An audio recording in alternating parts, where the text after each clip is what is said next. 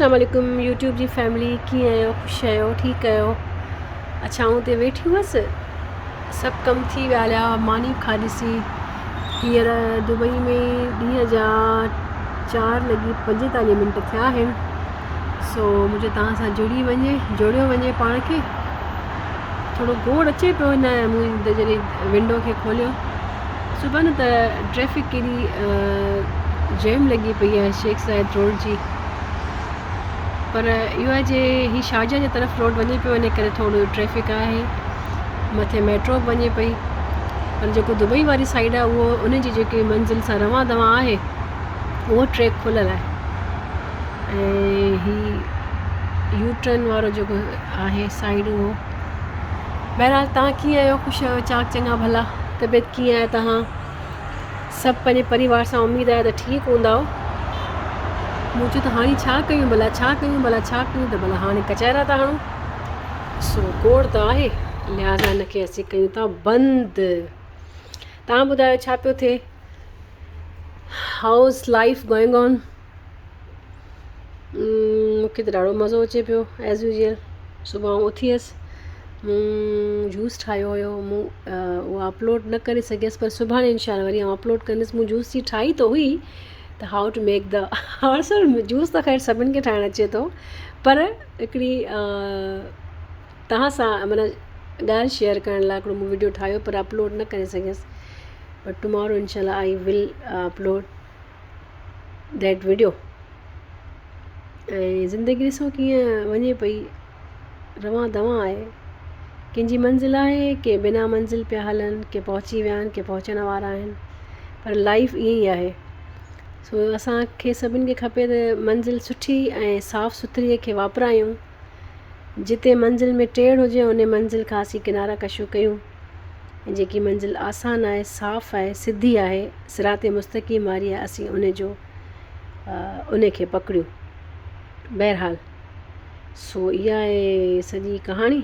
राति जो इंशाल्लाह निकिरणु थींदो ॿाहिरि कुझु शॉपिंग जे लाइ। सोचां पई त को मोबाइल वठिजे ऐं पोइ वरी उन मां कुझु वीडियोस फ़ोटोस अपलोड कजनि। सोचां पई, not confirm actually yet, but thinking about the mobile. ऐं मौसम ॾाढी सुठी आहे, बहितरीनु आहे। न्यू ईयर जे वेझो आहियूं। 2025 खे इंशाल्लाह we will be welcome the 2025 जेको ईंदो साल 25 उनखे असीं वार्म वेलकम कंदासीं। 2024 बि असांजो बहितरीनु गुज़रियो। इंशाल्लाह 2025 रब्बुल आलमीन खां दुआ आहे त भलाई थिए, बहितरीनु गुज़रे।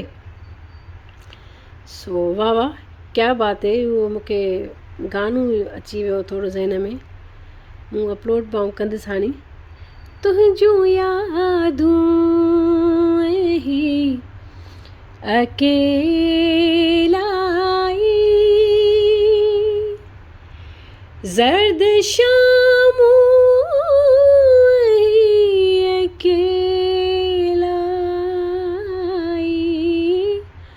तुंहिंजूं यादूं